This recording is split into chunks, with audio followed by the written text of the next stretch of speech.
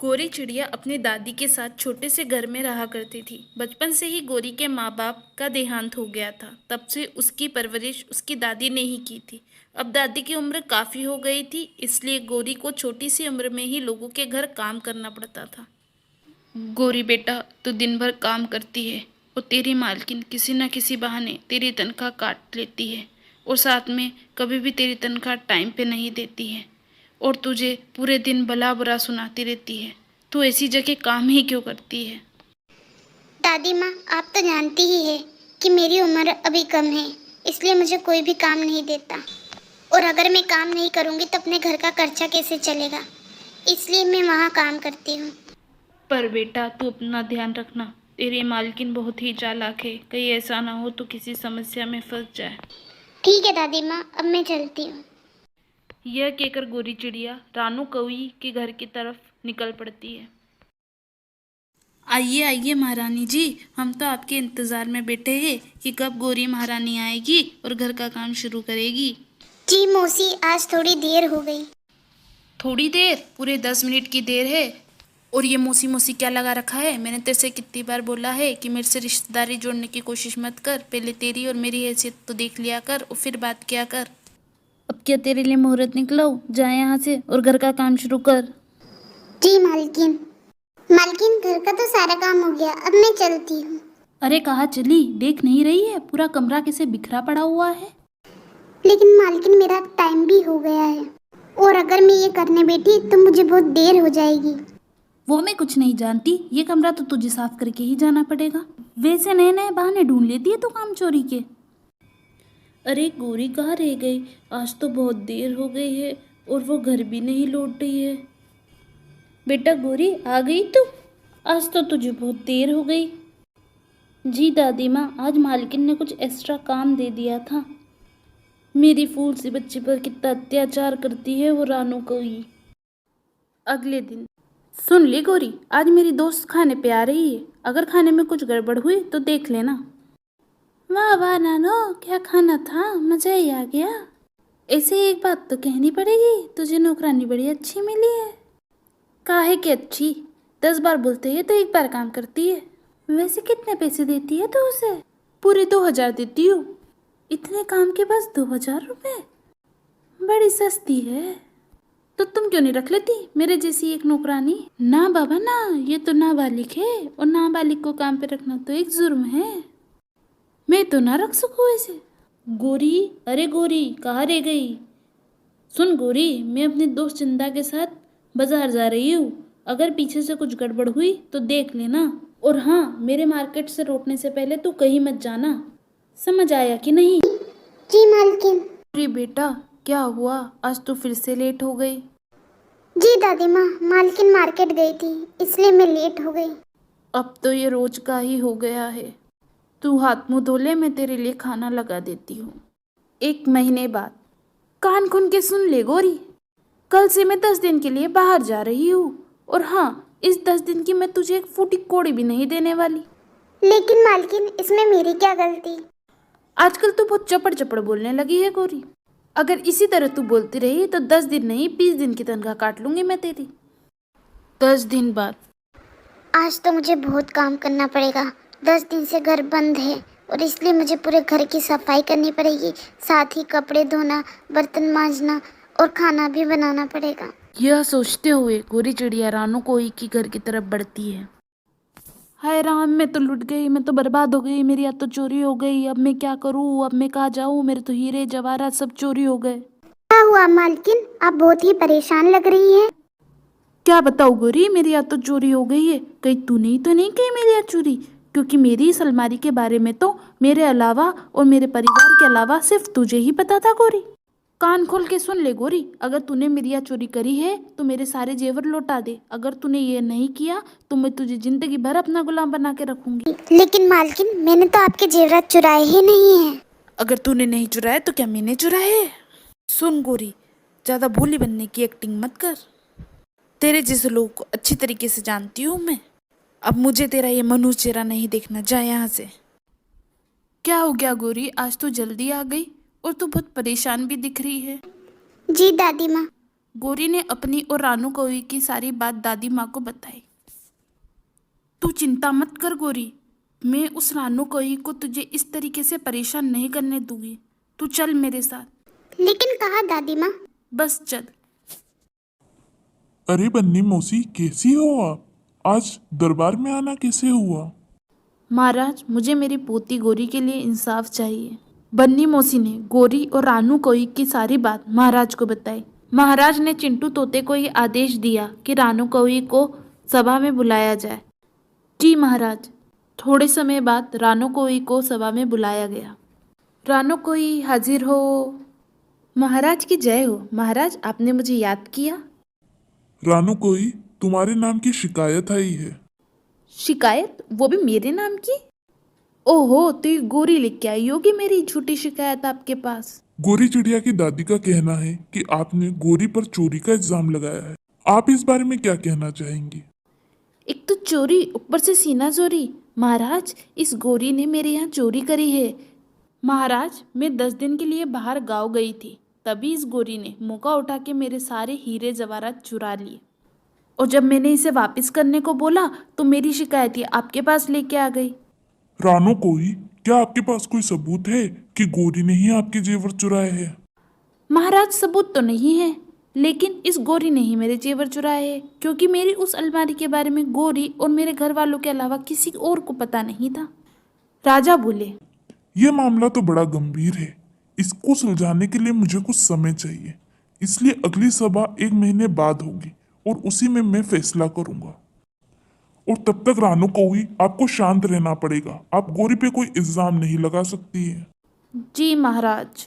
अब सभा समाप्त होती है। सभा समाप्त होने के बाद रानू को हुई गौरी और उसकी दादी वहां से चले जाते हैं।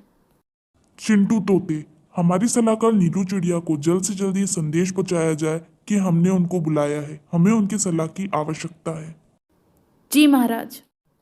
महाराज की जय हो। महाराज, नीलू चिड़िया अंदर आने की इजाजत चाहती है। भेज दिया जाए।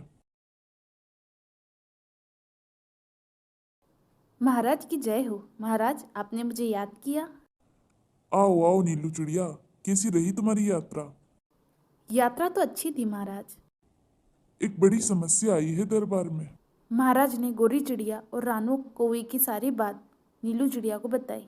महाराज, मुझे एक बात समझ में नहीं आई कि गौरी चिड़िया तो भी नाबालिग है, तो वो रानू कौवी क्या कैसे काम कर सकती है? और अगर वो काम करती है तो रानू कौवी तो बराबर की दोषी होनी चाहिए और सजा की पात्र भी।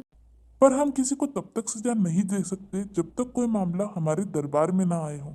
और वैसे भी गोरी चिड़िया कभी भी रानू कौवी की कंप्लेन नहीं करने वाली, और रानू कौवी खुद तो ये एक्सेप्ट करने वाली है ही नहीं कि वो गोरी चिड़िया से अपने घर पे काम कराती थी। मतलब अगर रानू कोई ये एक्सेप्ट कर ले कि गौरी चिड़िया से वो अपने घर का काम कराती थी तो उसको सजा हो सकती है। हाँ बिल्कुल। पर यह बात की बात है, सबसे पहले तो हमें उस चोर को ढूंढना होगा जिसने रानू कौवी क्या चोरी करी। जी महाराज, मैं आज ही रानू कौवी से जाके मिलती हूँ। इजाज़त दीजिए। ये कह के नीलू चिड़िया रानू कौवी की घर की तरफ बढ़ती है। रानू कौवी जी, मेरा नाम नीलू है। मैं महाराज की सलाहकार हूँ। आपके घर चोरी हुई थी ना, उससे संबंधित मैं कुछ प्रश्न पूछूंगी, आप उसके सही सही उत्तर दीजिएगा। ठीक है, बोलिए।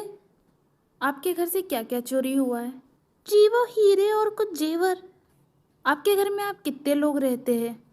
जी, मैं, मेरे पति और मेरी बेटी, लेकिन मेरी बेटी तो बाहर गाँव पढ़ने के लिए गई है।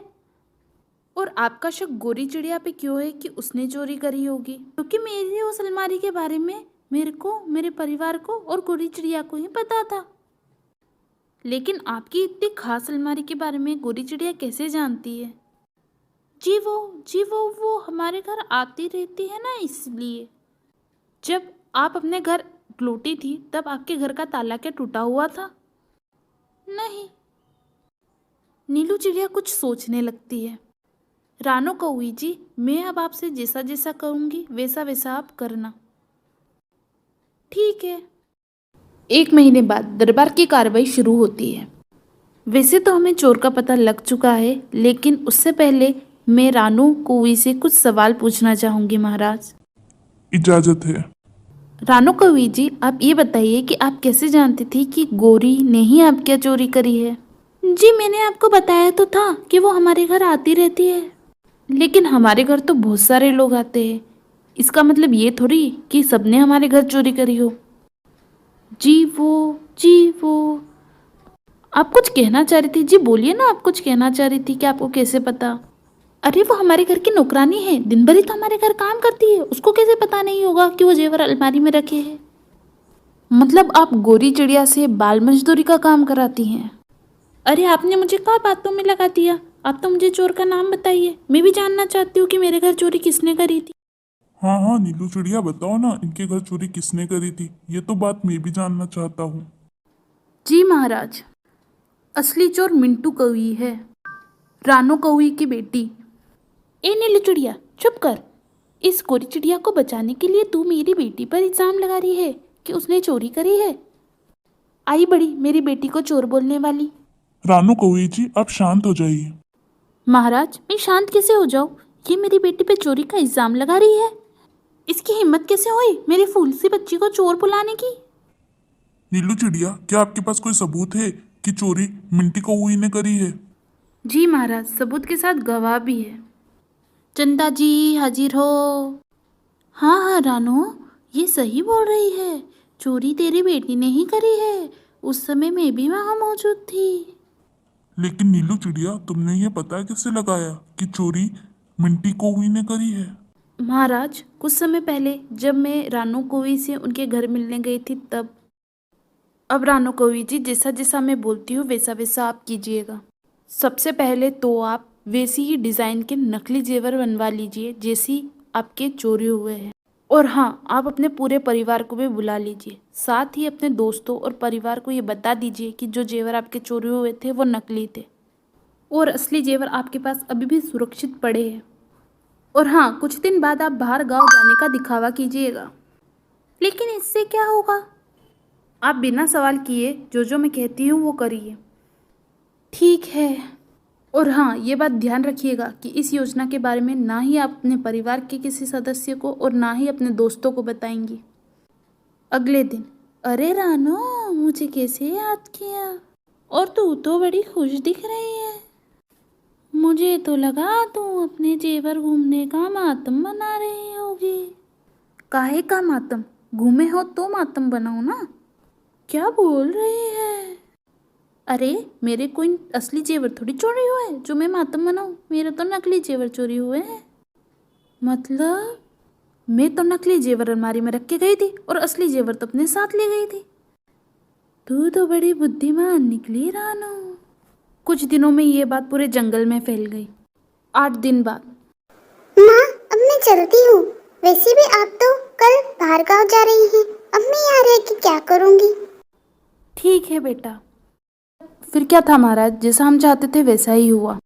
रानो कोई जी जब घर पे नहीं थी तब मिंटी कोई घर पे आई और उसने असली जेवरों को नकली जेवर से बदलने की कोशिश करी और ये सब हमारे कैमरे में रिकॉर्ड हो गया। उस समय चंदा जी भी मेरे साथ ही थी, इसलिए उन्होंने भी मिंटी को चोरी करते हुए देख लिया। मिंटू कोई को दरबार में बुलाया जाता है। मिंटू कोई हाजिर हो। माँ, मुझे बचा लीजिए। ये सब मेरे पे चोरी का इल्जाम लगा रहे हैं और कह रहे हैं मुझे जेल भी होगी। लेकिन तूने चोरी करी ही क्यों? अगर तुझे पैसे कम पड़ रहे थे तो तुम मुझसे मांग लेती। मैंने मेरे दोस्त से शर्त लगाई थी जो कि मैं हार गई। और अगर मैं ये बात आपको बताती तो आप मुझे खूब डांटती। इसलिए मैंने सोचा कि जो आपके जेवर है उसे बेचकर अपना कर्जा उतार दूंगी। महाराज कहते हैं, ये तुमने अच्छा नहीं किया मिंटू कौवी, इस अपराध की तुम्हें जेल भी हो सकती है। अरे महाराज, अपने ही घर से पैसे लेने में कैसी चोरी? ये तो नादान बच्ची है, इससे गलती हो गई, आप इसे माफ कर दीजिए। रानू कौवी जी, आप कहती है तो ठीक है, लेकिन उस जुर्म का क्या जो आपने जानबूझकर किया है? कौन सा जुर्म महाराज? गोरी को अपने घर काम पे रखने का जुर्म। आप जानती है ना, इसके कारण आपको जेल भी हो सकती है। क्षमा महाराज, क्षमा। मुझे जेल मत भेजिए महाराज, मुझे जेल मत भेजिए। ठीक है रानू कौवी, लेकिन इसका हर्जाना तो आपको भरना ही पड़ेगा। लेकिन महाराज।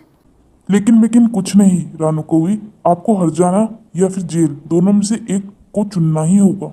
और हाँ, हर जाने के तौर पे आपको गोरी चिड़िया की जब तक देखभाल करनी होगी जब तक वो बालिग नहीं हो जाती और अपने पैरों पे खड़ी नहीं हो जाती।